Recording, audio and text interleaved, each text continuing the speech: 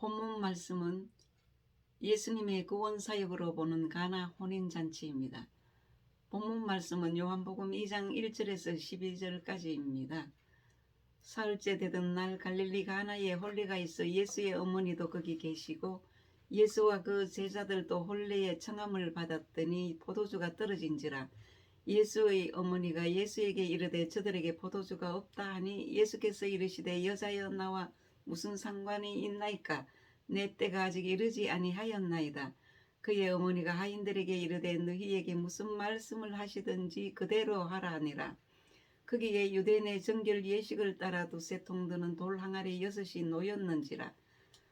예수께서 그들에게 이르시되 항아리에 물을 채우라 하신즉 아기까지 채우니 이제는 떠서 연회장에게 갖다 주라 하시며 갖다 주었더니 연회장은 물로 된 포도주를 맛보고 어디서 났는지 알지 못하되 물떠온 하인들은 알더라. 연회장의 신랑을 불러 말하되 사람마다 먼저 좋은 포도주를 내고 취한 후에 낮은 것을 내거늘 그대는 지금까지 좋은 포도주를 두었도다 하니라.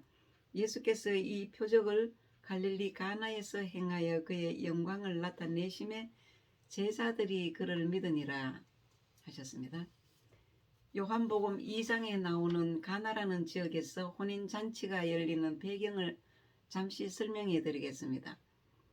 가나 혼인잔치는 예수님께서 아직 제1차 갈릴리 사역을 개시하기 이전 초기 유대지역 사역기간 동안 유대와 갈릴리 지역을 오가시면서 사역을 행하시던 때의 사건으로서 예수님께서 메시아로서의 신성을 많은 사람들 앞에서 공개적으로 입증해 보이신 첫 번째 사건이었습니다. 갈릴리 가나 지역을 소개하자면 갈릴리는 둥글다는 뜻입니다. AD 39년까지는 분봉왕 헤롯 안디바의 관할을 받았으며 유대인들이 경시하는 지방이었던 곳입니다. 그리고 나다나엘의 고향이기도 합니다. 사실 갈릴리 지방에는 가나라는 곳이 10여 곳이 있다고 합니다. 당시 갈릴리의 주민들은 페니키아인들이 살고 있었습니다. 예전에 솔로몬이 두로 왕 히람에게 갈릴리 땅에 20성읍들을 넘겨주기 때문에 이방인들이 살았습니다. 예수님께서도 갈릴리 주변에 사셨습니다. 그 예수님께서 나이 30대에 가나라는 지역에서 혼례가 있었습니다. 잔치집에서 생긴 일이 예수님께서 첫 표적을 행하시는 장면입니다. 표적이라는 것은 헬라어로 세메이아, 무언가를 드러낸다입니다. 주님이 누구신가를 드러낸 것이 표적입니다. 그것이 가나 혼인잔치입니다. 이 가나 혼인잔치의 내용이 구속사적으로 볼 때 성경 전체의 핵심인 영적 실체 5가지가 다 들어있는 내용입니다. 그 실체는 하나님, 예수님, 영혼, 마음, 천국, 성경이 말하고자 하는 내용이 다 들어있습니다. 먼저 요한복음 1장에 대한 서론입니다. 사도 요한이 기록한 요한복음의 결론은 요한복음 1장에 있습니다. 요한복음 1장의 결론은 첫째, 구원자 예수님께서 어두운 세상에 살면서 죽어가는 자신의 백성들을 구원하시려고 육신을 입고 이 세상에 오셨다는 것입니다. 둘째, 예수님을 구원자, 메시아, 하나님으로 믿고 영접하면 하나님의 자녀가 되고 구원 얻는다는 것입니다. 요한은 요한복음 1장에서 내린 결론을 배경으로 예수님의 구원사역 과정을 안드레, 요한, 야고보, 베드로, 빌립, 나다나엘의 구원받는 과정을 전개하는 과정 속에 가나 혼인잔치가 등장하게 됩니다. 가나 혼인잔치는 요한복음 1장에서 그리지 않는 하나님 나라 안에서 누리게 될 잔치 모습을 그리고 있는 것입니다. 요한복음 2장 11절에서 11절까지는 포도주가 떨어져 가는 가나 혼인잔치집에 예수님께서 찾아오셔서 물로 포도주를 만들어 주셨다는 것을 전해주기 위해 요한이 기록하고 있는 것이 아닙니다. 구원자 예수님과 영혼 구원받은 모습을 보여주고자 기록하고 있습니다. 요한이 요한복음 1장에 밝히고 있는 구원자 예수님께서 가져오신 세 가지 실체가 있습니다.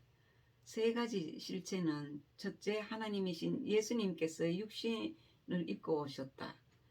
둘째, 예수님께서 생명을 가지고 오셨다.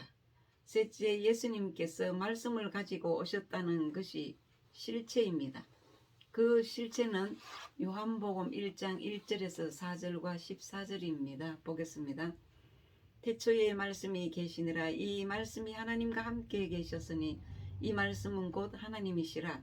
그가 태초에 하나님과 함께 계셨고 만물이 그로 말미암아 지은 바 되었으니 지은 것이 하나도 그가 영이 없이는 된 것이 없느니라. 그 안에 생명이 있었으니 이 생명은 사람들의 빛이라. 14절입니다. 말씀이 육신이 되어 우리 가운데 거하시며 우리가 그의 영광을 보니 아버지의 독생자의 영광이요 은혜가 진리가 충만하더라 하셨습니다. 요한복음 1장에서 예수님은 전능하신 하나님이시다라고 주장합니다. 여기까지 요한복음 1장을 간략하게 말씀드렸습니다. 다음 본문의 상황을 살펴보면 그 당시 사람들은 보통 결혼을 하면 일주일 정도 잔치를 배설하였습니다. 가나의 혼인잔치의 상황은 일주일 잔치 중 사흘도 지나지 못해 잔치에 가장 필요한 포도주가 떨어진 상황입니다. 포도주가 없다는 것은 기쁨이 사라진 것이고 잔치의 파산을 의미합니다. 결혼은 일륜지 대사이며 혼인잔치의 핵심은 기쁨입니다. 포도주가 모자라는 상황은 잔치의 기쁨이 사라지는 상황입니다. 본문의 1장에서 3절까지 사흘째 되던 날 갈릴리 가나에 혼례가 있어 예수의 어머니도 거기 계시고 예수와 그 제자들도 혼례의 청함을 받았더니 포도주가 떨어진지라.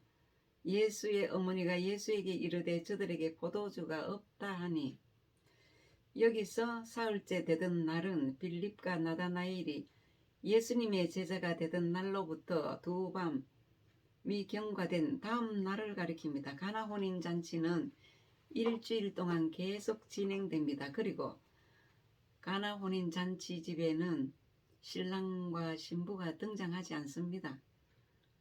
하나님과 백성의 언약적 관계를 나타냄을 보여줍니다. 본문의 사흘과 일주일의 의미는 무엇입니까? 여기서 사흘과 일주일이라는 숫자를 성경에서 예를 하나 들면 한마디로 광야에서 파산맞은 이스라엘 백성들을 보겠습니다. 민수기 14장에서 가데스 바네아의 정탐꾼 사건이 있었습니다. 정탐꾼이 부정적인 보고를 하자 온 이스라엘 백성들이 이에 동조하여 원망 불평을 일삼다가 정탐 1일을 1년으로 하여 정탐 기간이 40일이므로 40년간을 광야에서 헤매다 거기서 다 죽고 가나안 땅에 들어가지 못했습니다.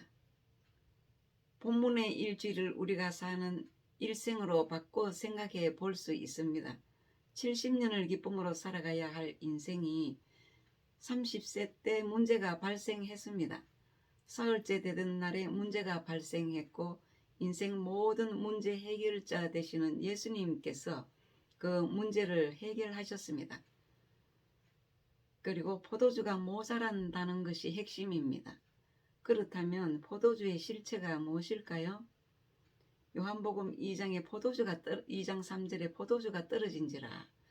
예수의 어머니가 예수에게 이르되 저들에게 포도주가 없다 하니, 육적으로 보면 포도주가 없다라는 말이 병들어 죽어가고 있다고 봅니다. 구원론은 죽을 영혼을 살리십니다. 팔레스타인의 결혼식은 항상 축제 행사였습니다. 그런데 포도주가 모자라게 되었습니다.